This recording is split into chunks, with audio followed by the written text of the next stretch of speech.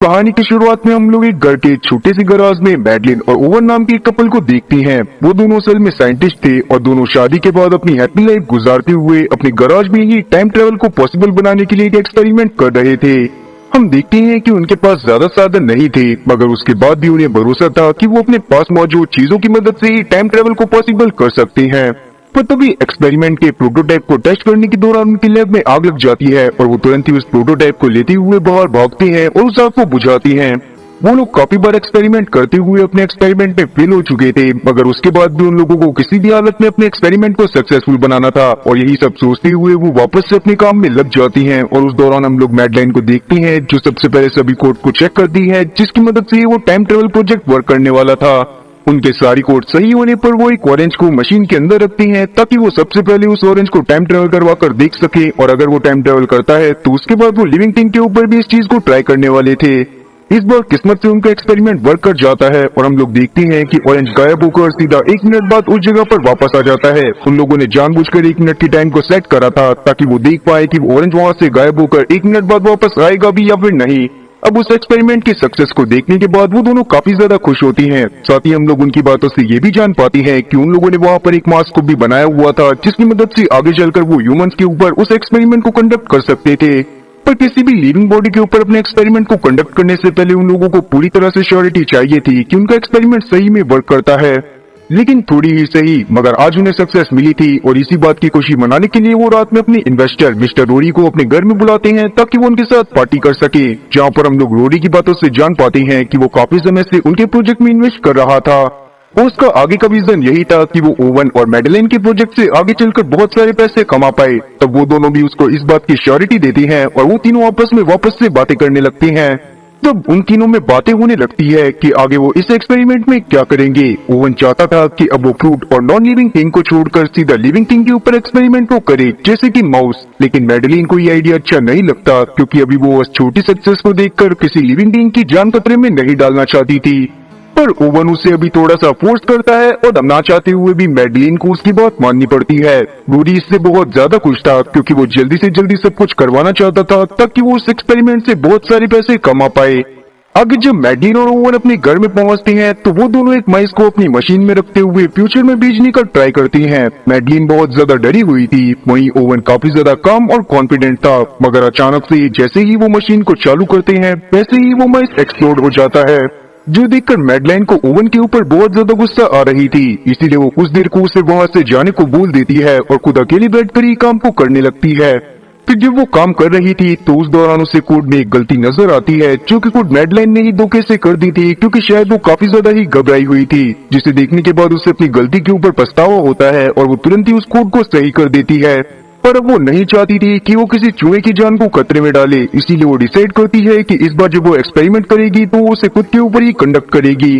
तब वो ओवन के लिए सबसे पहले एक ऑडियो मैसेज रिकॉर्ड करती है ताकि ओवन को इस बारे में पता हो कि मैडलाइन अपने ऊपर ही एक्सपेरिमेंट कंडक्ट कर कहीं पर चली गई है, क्योंकि हो सकता था कि मैडलाइन इस एक्सपेरिमेंट में कभी भी वापस ना आए। आगे वो उस मास्क के प्रोटोटाइप के पास चली जाती है जिसको उन्होंने इसी वजह से बनाया था ताकि वो आगे चलकर ह्यूमंस के ऊपर उस एक्सपेरिमेंट को कंडक्ट कर सके। और अब मशीन को चालू करते ही मैडलाइन वहाँ से गायब हो गई थी, जिसकी अगली सुबह जब उसकी आंख खुलती है तो वो गार्डन में पड़ी हुई थी और तब वहाँ पर ओवन आकर उसकी मदद करते हुए उसे घर के अंदर लेकर जाता है।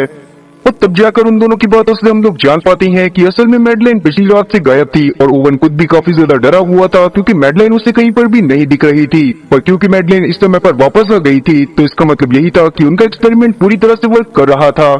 लेकिन मैडलाइन को अभी इस बारे में कुछ भी याद नहीं था कि जब वो फ्यूचर में गई तो उसके साथ क्या हुआ था। साथ ही हम लोग उसके बिहेवियर में भी काफी अजीब चीजों को नोटिस कर पाते हैं, जैसे वो काफी ज्यादा गुस्से में बात कर रही थी और साथ ही वो बहुत ज्यादा वाइन भी पी रही थी, जो देखने के बाद ओवन को लगता है कि शायद मैडलिन खुशी में वाइन पी रही है, इसीलिए वो भी उससे ज्यादा नहीं टोकता। ओवन को भी मैडलिन का बिहेवियर थोड़ा अजीब तो लग रहा था, पर उसे लग रहा था कि हो सकता है कि मैडलिन टाइम ट्रेवल के दौरान काफी ज्यादा थक गई होगी और इसी वजह से वो ऐसा बिहेव कर रही है। इसीलिए वो थोड़ी देर उसे रेस्ट करने को बोल देता है और खुद बाहर जाकर उस जगह पर सैंपल कलेक्ट करने लगता है जहाँ पर मैडलिन उसे मिली थी। पर तभी वहाँ पर मैडलिन पहुंच जाती है जो कि अजीब तरह से ओवन को घूर रही थी। तब ओवन को कुछ भी समझ में नहीं आता, पर तभी अचानक से ही हम लोग देखते हैं कि मैडलिन उसके ऊपर अटैक कर देती है और तब अपने आप को बचाने के चक्कर में ओवन वहाँ पर मैडलिन को सीढ़ियों के ऊपर पटक देता है, जिससे मौके पर ही मैडलिन का सर फटने की वजह से उसकी मौत हो गई थी। तब ओवन भी काफी ज्यादा घबरा गया था कि उसके हाथों से ये क्या हो गया। तब वो मैडलिन के पास जाकर उसे संभालने की कोशिश करता है, पर उसी दौरान हम लोग देख पाते हैं कि गैराज में से एक और मैडलिन निकलकर बाहर आती है। और तब वहाँ पर ओवन के तो एकदम होश उड़ गए थे। मैडलिन भी बाहर का नजारा देखकर काफी ज्यादा शौक थी, पर बाद में मैडलिन और ओवन की बातों से हम लोग जान पाते हैं कि असल में वो मैडलिन जो कि गैराज से बाहर निकलकर आई थी वो असल में असली मैडलिन थी। उसे भी ये बात तो याद नहीं थी कि उसके साथ टाइम ट्रेवल के दौरान क्या क्या हुआ था, पर जब वो गार्डन में वापस आई थी और गैराज में गई थी तो उसे कंप्यूटर को चेक करने पर पता चला था कि उसने कोड में वापस से कोई गलती कर दी थी, जिस वजह से उसके काफी सारे क्लोन्स बन गए थे। और अब वो क्लोन्स हर रोज एक एक करके 3600 दिनों तक लगातार इस जगह पर आने वाले थे और वो सारे के सारे क्लोन लैंड करने वाले थे उनके ही गार्डन में। इस बात को जानने के बाद ओवन काफी ज्यादा परेशान हो जाता है, पर वो डिसाइड करता है कि वो अपनी असली मैडलिन के साथ ही रहेगा। तब वो मैडलिन से माफी भी मांगता है क्योंकि उसने मैडलिन के एक क्लोन को जान से मार दिया था और उसे शायद ऐसा नहीं करना चाहिए था। ओवन काफी ज्यादा डरा हुआ था, पर मैडलिन उसे समझाती है कि अगर उसे असली मैडलिन के साथ रहना है तो उसे बाकी सारी मैडलिन को जान से मारना पड़ेगा, क्योंकि उनके हिसाब से ये भी उनकी एक रियल लाइफ थी। लेकिन वो मैडलिन जो असल में क्लोन थी वो काफी ज्यादा ही गुस्सेल थी और बहुत अजीब तरह से बिहेव करा करती थी। इसीलिए ओवन डिसाइड कर लेता है कि अगले दिन से वो उन सभी मैडलिन को जान से मारता रहेगा जो भी यहाँ पर आएंगी। और अब अगले दिन हम लोग देखते हैं कि ओवन गार्डन में तैयार रहता है कि जैसे ही वहाँ पर मैडलिन का कोई भी डुप्लीकेट आएगा वैसे ही वो उसे जान से मार देगा। और उसी दौरान हम लोग देखते हैं कि जैसे ही वहाँ पर मैडलिन का डुप्लीकेट आता है वैसे ही ओवन वहाँ पर उसके गले के अंदर स्टैप करके उसे जान से मार देता है, जिसके बाद उसने डुप्लीकेट मैडलिन की बॉडी को एसिड की मदद से डिकम्पोज भी कर दिया था। पर उसे इस तरह से मैडलिन को मारना बिल्कुल भी अच्छा नहीं लगता, इसीलिए वो एक दूसरे तरीके के बारे में सोचता है जिसमें वो नाइट्रोजन गैस की मदद से उन सभी मैडलिन को मारने वाला था जो कि एक एक करके यहाँ पर आने वाली थी। तब अगले दिन हम लोग देखते हैं कि ओवन जल्दी से उस जगह पर एक टेंट लगा देता है और साथ ही उसने काफी सारे नाइट्रोजन गैस के सिलेंडर को भी वहाँ पर लाकर रख दिया था, ताकि जैसे ही उस लैंड के अंदर मैडलिन का डुप्लीकेट आए वैसे ही वो उन सिलेंडर को चालू कर उन सभी मैडलिन को जान से मार सके। और अब बिल्कुल ऐसा ही होता है, जैसे ही वहाँ पर मैडलिन का क्लोन आता है वैसे ही ओवन वहाँ पर नाइट्रोजन सिलेंडर को ऑन कर देता है, जिससे टेंट के अंदर ही दम घुटने की वजह से मैडलिन के डुप्लीकेट की मौत हो जाती है। और अब ये ओवन का डेली रूटीन बन गया था। वो रोज सुबह मैडलिन के डुप्लीकेट के वहाँ पर आने का इंतजार करा करता था और जैसे ही टेंट में उसका डुप्लीकेट आया करता था वो तुरंत ही नाइट्रोजन गैस की मदद से उसकी जान लेकर बाद में उसकी बॉडी को एसिड की मदद से डिकम्पोज कर दिया करता था। लेकिन एक दिन जब ओवन टेंट के पास बैठकर मैडलिन के डुप्लीकेट के आने का वेट कर रहा था तो मैडलिन के डुप्लीकेट के टेंट के अंदर आने पर भी वहाँ पर कोई भी हलचल नहीं होती। फिर जब बाद में ओवन उस टेंट को खोल कर देखता है तो उसे पता चलता है कि इस बार जो क्लोन आया था वो पहले से ही मरा हुआ है। और अब ये सब देखने के बाद मैडलिन और साथ ही ओवन दोनों में से किसी के भी कुछ भी समझ में नहीं आ रहा था। तब वो तुरंत ही उस बॉडी को अपनी लैब में लेकर जाते हैं ताकि वहाँ पर वो उस बॉडी को एग्जामिन कर सके। लेकिन लैब में बहुत ज्यादा एग्जामिन करने के बावजूद भी उन्हें कुछ भी समझ में नहीं आता। मैडलिन भी इस तरह से काफी ज्यादा परेशान हो गई थी क्योंकि ओवन को उसकी वजह से काफी बार मैडलिन के ही डुप्लीकेट को मारना पड़ता था, जो ना तो ओवन को अच्छा लगता था और ना ही मैडलिन को।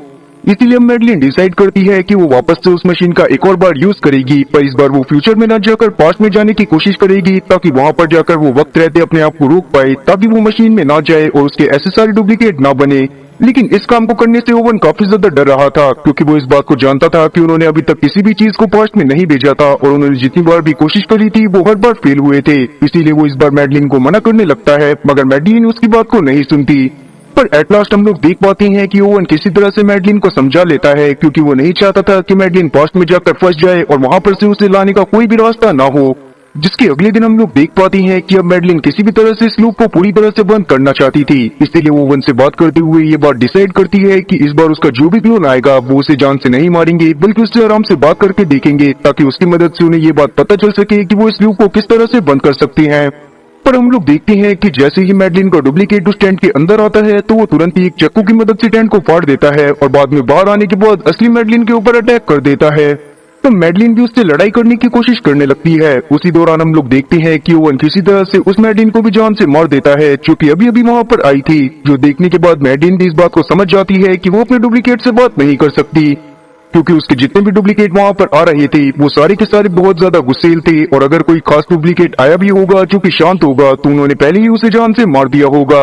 और अब इसीलिए मैडलिन डिसाइड करती है कि कल से वो भी ओवन की मदद करेगी ताकि वो अपने ही डुप्लीकेट को जान से मार सके। जिसके बाद हम लोग कुछ दिनों तक और लगातार देख पाते हैं कि मैडलिन और ओवन दोनों अलग अलग तरीकों से मैडलिन के डुप्लीकेट्स को मारते रहते हैं ताकि वो जल्दी से जल्दी उस लूप को खत्म कर सके। पर एक दिन रोडी उनके घर अचानक से आ गया था ताकि वो एक्सपेरिमेंट के बारे में अपडेट ले सके। तब मैडलिन उससे बात करते हुए उसे समझाने की कोशिश करती है कि उन्होंने रैट की मदद से जो एक्सपेरिमेंट करा था उसमें वो फेल हो गए थे और उसे आगे एक्सपेरिमेंट को करने के लिए थोड़ा सा टाइम चाहिए। अब वैसे तो रोडी चाहता था कि वो जल्दी से जल्दी एक्सपेरिमेंट को खत्म कर दे, पर क्योंकि वो जानता था कि बड़ी चीजों में थोड़ा सा वक्त लगता है, इसीलिए वो वहाँ पर मैडलिन की बात को मानते हुए वहाँ से चला जाता है। पर रोडी और मैडलिन जिस समय पर बात कर रहे थे तब उसके पीछे हम लोग देख पाते हैं कि वहाँ पर ओवन एक मैडलिन को मारने की कोशिश कर रहा था, जो कि असल में मैडलिन की एक डुप्लीकेट थी। पर उनकी अच्छी किस्मत की वजह से रोडी ने वहाँ पर कुछ भी नहीं देखा था। जिसके अगले दिन हम लोग देखते हैं कि मैडलिन और ओवन जब मैडलिन के डुप्लीकेट के आने का वेट कर रहे थे तभी अचानक से ही वो किसी बात में बहुत ज्यादा बिजी हो जाते हैं, जिस वजह से वो मैडलिन के डुप्लीकेट के ऊपर ज्यादा ध्यान नहीं दे पाती। और जब अचानक से वहाँ पर मैडलिन का डुप्लीकेट आ जाता है तो ओवन डरता हुआ उसके ऊपर अटैक करता है, पर मैडलिन का डुप्लीकेट पहले से ही तैयार था, इसीलिए वो पीछे हटता है, जिससे ओवन से वो चाकू धोखे से असली मैडलिन के लग जाता है और अब असली मैडलिन की मौत हो गई थी, जिससे ओवन काफी ज्यादा परेशान होता है। पर उस दौरान हम लोग देखते हैं कि वो मैडलिन जो कि अभी अभी वहाँ पर आई थी वो भी वहाँ की सारी सिचुएशन समझ गई थी। पर उस मैडलिन की बातों से हम लोग जान पाते हैं कि वो मैडलिन असल में बहुत ज्यादा शांत थी और उसे किसी भी बात पर गुस्सा नहीं आता था। वो ओवन से बहुत ज्यादा प्यार करती थी और ओवन के साथ ही हमेशा रहना चाहती थी। साथ ही अब उस मैडलिन को ओवन से बात करने के बाद ये बात पता चलती है कि असल में वो मैडलिन जो कि अभी अभी वहाँ पर आई थी वो 51th मैडलिन थी और उससे पहले वहाँ पर ओवन 50 मैडलिन को जान से मार चुका था। तब मैडलिन नंबर 51 डिसाइड करती है कि अब आगे वहाँ पर जितनी भी मैडलिन आएंगी ओवन के साथ मिलकर वो उन सबको भी जान से मार देगी ताकि वो ओवन के साथ रह सके। अब क्योंकि ओवन के पास भी कोई और रास्ता नहीं था और ये मैडलिन सच में काफी ज्यादा अच्छी थी, इसीलिए ओवन भी उसके साथ रहने का डिसाइड करता है। पर कहीं ना कहीं अभी भी ओवन को इस बात का पछतावा था कि उसने अपनी असली मैडलिन को जान से मार दिया। पर तब मैडलिन नंबर 51 उसे किसी तरह से शांत करवाती है और वो दोनों रोडी को बुलाते हैं ताकि वो उसे अपने एक्सपेरिमेंट को अच्छे से दिखा सके। और तब वो रोडी के सामने उस मशीन के अंदर एक एग को रखते हैं और उसने एक टाइमर को सेट करती हैं, जिसके बाद जैसे ही एग वहाँ से गायब होता है तो उसके कुछ समय बाद ही वहाँ पर एक चिकन आ जाता है, जिसको देखने के बाद रोडी काफी ज्यादा खुश हुआ था क्योंकि ये एक्सपेरिमेंट पूरी तरह से सक्सेसफुल लग रहा था। रोडी चाहता था कि वो उस एक्सपेरिमेंट को पब्लिक के सामने करे, पर वहाँ पर अभी उसे मैडलिन और साथी ओवन मना कर देते हैं क्योंकि वो जानते थे कि अभी वो एक्सपेरिमेंट पूरी तरह से तैयार नहीं हुआ है। तब रोडी उन्हें बोलता है कि वो जल्दी से जल्दी उस एक्सपेरिमेंट को खत्म करे ताकि रोडी जल्दी से जल्दी बहुत सारे पैसे कमा पाए। तो ओवन इस बात को मान तो जाता है, पर वो रोडी को इस बात को पहले ही क्लियर कर देता है कि हो सकता है कि उन्हें इस एक्सपेरिमेंट को खत्म करने में हफ्तों या फिर महीनों या फिर सालों भी लग जाएं। रोडी इस बात को समझता तो था कि इस काम को करने में बहुत ज्यादा समय लग सकता है, पर अभी वो इसके लिए ज्यादा वेट नहीं करता और उन दोनों से बोलता है कि वो किसी भी तरह से उसे जल्दी से जल्दी खत्म करे। तब वो दोनों भी इस बात के लिए मान जाते हैं। खैर अगले दिन से हम लोग देखते हैं कि जैसे मैडलिन नंबर 1 और साथी ओवन मिलकर सभी मैडलिन की डुप्लीकेट्स को मारा करते थे, तो अब यहाँ पर मैडलिन नंबर 51 और साथी ओवन मिलकर सभी मैडलिन को एक एक करके जान से मार रहे थे। पर एक समय ऐसा आता है जहाँ पर हम लोग देख पाते हैं कि मैडलिन नंबर 51 अपनी ही डुप्लीकेट्स को मारते हुए काफी ज्यादा परेशान हो गई थी। वो काफी ज्यादा सॉफ्ट हार्टेड थी और इसीलिए उसे उन्हें मारना बिल्कुल भी अच्छा नहीं लग रहा था। तब वहाँ पर ओवन आता है और उससे बात करते हुए उसे समझाने की कोशिश करने लगता है कि अगर उसे ओवन के साथ रहना है तो ये सारी चीजें करनी पड़ेंगी और अगर वो ऐसा नहीं करना चाहती तो उससे शायद वापस से एक बार पास्ट में जाने की कोशिश करनी चाहिए, जहाँ पर जाने के बाद वो फर्स्ट मैडलाइन को रोक सकती थी, जिससे कभी भी ऐसा टाइम लूप नहीं बनेगा जहाँ पर रोज रोज करके मैडलिन के डुप्लीकेट्स आएंगे और इन लोगों को इस तरह से उन्हें मारना पड़ेगा। अब इस बात को सुनने के बाद मैडलिन नंबर 51 कुछ अजीब सा बिहेव करने लग गई थी। वो इस बात को जानती थी कि ओवन कहीं ना कहीं मैडलिन नंबर 1 को ही सबसे ज्यादा प्यार करता था और अगर उसके सामने मैडलिन नंबर 1 या फिर मैडलिन नंबर 51 में से कोई चॉइस आएगी तो ओवन किसी भी हालत में मैडलिन नंबर 1 को ही चुनेगा। पर क्योंकि मैडलिन नंबर 51 किसी भी हालत में ओवन के साथ ही रहना चाहती थी, इसीलिए वो डिसाइड करती है कि आगे चलकर वहाँ पर जितनी भी मैडलिन की डुप्लीकेट्स आएंगी वो उन सभी लोगों को जान से मारना पसंद करेगी, बजाय इसके कि वो पास्ट में जाकर मैडलिन नंबर 1 को उस चीज को करने से रोक सके जिस वजह से ये सारा कांड हो रहा था। अब इसी तरह से कुछ समय बीत जाता है और हम लोग देख पाते हैं कि मैडलिन नंबर 51 धीरे धीरे कर वहाँ पर वापस से सभी डुप्लीकेट्स को मारना चालू कर चुकी थी। पर कहीं ना कहीं ओवन काफी ज्यादा परेशान था क्योंकि उससे मैडलिन नंबर 1 की बहुत ज्यादा याद आती थी और वो उसके साथ ही रहना चाहता था और साथ ही उसे इतनी सारी मैडलिन की डेड बॉडीज को कवर अप करने में काफी ज्यादा दिक्कत आ रही थी और वो उन्हें टाइम टू टाइम डिकम्पोज नहीं कर पा रहा था। पर तब मैडलिन नंबर 51 को कुछ अजीब सा आइडिया आता है और वो तुरंत ही ओवन को लेकर रोडी के घर पर चली जाती है, जहाँ पर जाने के बाद वो रोडी से अकेले में बातें करती है और ओवन को बाहर ही छोड़ देती है। जिसके थोड़ी देर बाद जब ओवन अंदर जाता है तो उसे पता चलता है कि मैडलिन ने रोडी को सारी बातें समझा दी है और उसने ये भी बता दिया है कि मैडलिन के वहाँ पर बहुत सारे डुप्लीकेट्स आ रहे थे, जिसके बाद रोडी अचानक से ही उनकी मदद करने के लिए पूरी तरह से तैयार हो गया था। इसका मतलब यही था कि रोरी आगे चलकर उन्हें ज्यादा फंडिंग देने वाला था ताकि वो अपने एक्सपेरिमेंट के साथ साथ मैडलिन की सारी बॉडी को भी डिकम्पोज कर सके। लेकिन कहीं ना कहीं ओवन भी सबसे परेशान हो गया था। वो अब मैडलिन नंबर 1 के साथ ही रहना चाहता था क्योंकि वो समझ गया था कि मैडलिन नंबर 51 कहीं ना कहीं उसके प्यार में पूरी तरह से पागल है। इसलिए वो अकेले में ही उन चीजों को करना चालू कर देता है जिससे वो चीजों को पास्ट में भी बेच सकता था। तब वो एक एप्पल को ट्राई करता है ताकि वो उसे पास्ट में बेच सके, पर उसका उसे कोई भी फायदा नजर नहीं आता और ऐसा वो इसीलिए कर रहा था ताकि वो अपने एक्सपेरिमेंट में सफल होने के बाद पास्ट में जाकर मैडलिन नंबर 1 को ये सब करने से रोक पाए, जिससे पूरी चेन टूट जाएगी और आगे चलकर मैडलिन का कोई भी डुप्लीकेट उनकी टाइमलाइन में नहीं आएगा। ओवन को लगता है कि वो अपने एक्सपेरिमेंट पे सफल नहीं हुआ, पर असल में मैडलिन को वो सेब मिल गया था जो कि पास्ट में पहले ही उसके पास पहुंच गया था, जिसको देखने के बाद मैडलिन भी इस बात को समझ गई थी कि ओवन अभी भी इस तरह के एक्सपेरिमेंट को कर रहा है जिससे वो पास्ट में टाइम ट्रेवल भी कर पाए। और अब ये बात जानने के बाद मैडलिन नंबर 51 को बहुत ज्यादा गुस्सा आती है और अगले दिन हम लोग देखते हैं कि जब ओवन वहाँ पर इंतजार कर रहा था कि वो मैडलिन की डुप्लीकेट को जान से मार सके, तभी वहाँ पर मैडलिन आकर उसके सर पर अटैक करते हुए उसे बेहोश कर देती है। और ऐसा मैडलिन ने इसी वजह से करा था क्योंकि मैडलिन समझ गई थी कि कहीं ना कहीं ओवन उसे धोखा देने की कोशिश कर रहा है और वो किसी भी हालत में ओवन के साथ ही रहना चाहती थी। जिसके थोड़ी देर बाद जब ओवन की आंखें खुलती हैं तो वो अपने आप को लैब में ही एक चेयर से बंधा पाता है। तब उसके सामने एक मैडलिन थी जो कि असल में मैडलिन नंबर 115 थी, जिसे देखने के बाद ओवन काफी ज्यादा गुस्से में आ जाता है क्योंकि वो समझ गया था कि ये मैडलिन काफी ज्यादा रूड है। साथ ही हम लोग वहाँ पर मैडलिन नंबर 115 की बातों से ये भी जान पाते हैं कि असल में मैडलिन नंबर 51 काफी समय से कुछ मैडलिन्स को नहीं मार रही थी ताकि आगे चलकर वो अपनी थोड़ी सी सेना को बना पाए और ओवन के ऊपर पूरी तरह से कंट्रोल पा ले। और कहीं ना कहीं मैडलिन नंबर 51 ये सब इस वजह से भी कर रही थी क्योंकि अब वो अपने डुप्लीकेट्स को नहीं मार पा रही थी।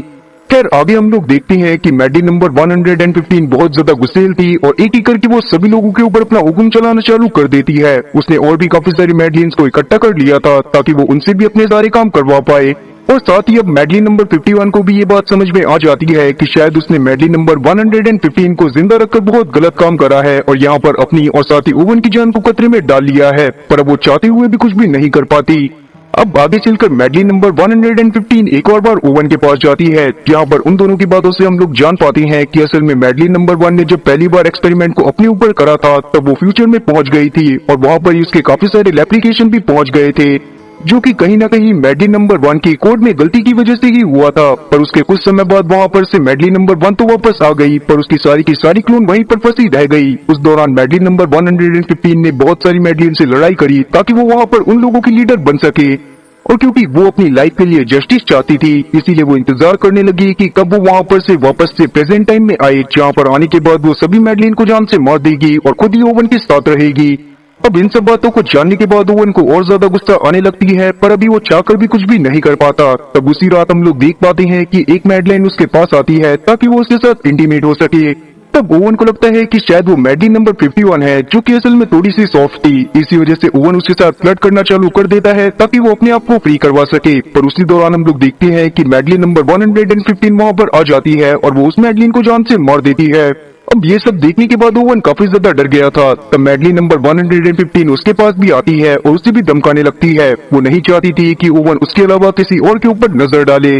पर बाद में हमें ये बात पता चलती है कि मैडलिन नंबर 115 ने अभी जिस मैडलिन को मारा था वो असल में मैडलिन नंबर 51 नहीं थी। तब हम लोग असली मैडलिन नंबर 51 को देख पाते हैं, जिसने भी ये सारी चीजें देख ली थी और वो काफी ज्यादा डर गई थी।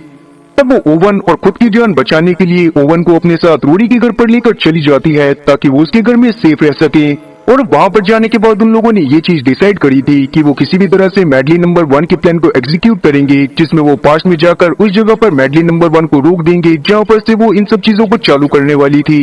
अब मैडलिन नंबर 51 ये तो जानती थी कि अगर वो ऐसा करती है तो वो गायब हो जाएगी, पर अभी के समय पर उसे ओवन की ज्यादा चिंता थी। पर उस दौरान हम लोग मैडलिन नंबर 115 को देख पाते हैं, जो कि उन लोगों का पीछा करते हुए रोरी के घर तक आ गई थी और तब वो उनकी सारी बातों को सुन लेती है, पर अभी वो कुछ भी नहीं करती। अब आगे हम लोग देखते हैं कि जब मैडलिन नंबर 51 और ओवन वापस से गराज में जाकर ओवन को पास्ट में भेजने का ट्राई करते हैं, तो उस दौरान ओवन पास्ट में ना जाकर दूसरे से फ्यूचर में चला जाता है, क्योंकि असल में मैडलिन नंबर 115 के ही कंप्यूटर में खराबी करने की वजह से हुआ था। ओवन वहाँ पर खुद को एक डेजर्ट टाइप एरिया में पाता है, जहाँ पर उसके सामने एक वैन खड़ी हुई थी। अब जब वो उस वैन के अंदर जाता है तो वहाँ पर उसे मैडलिन नंबर 115 मिल जाती है, जहाँ पर हम लोग मैडलिन नंबर 115 की बातों से जान पाते हैं कि वो जानबूझकर इस जगह पर आ गई थी और उसने जानबूझकर ही ओवन को इस जगह पर बुलाया था, क्योंकि इस जगह से वापस जाने का कोई भी रास्ता नहीं था और अब ओवन को मैडलिन नंबर 115 के साथ ही रहना पड़ता। लेकिन ओवन को वहाँ पर बहुत ज्यादा गुस्सा आती है और वो पास में पड़े एक चक्कू उठाकर वहाँ पर मैडलिन नंबर 115 के मुंह के ऊपर स्टैब कर उसे जान से मार देता है।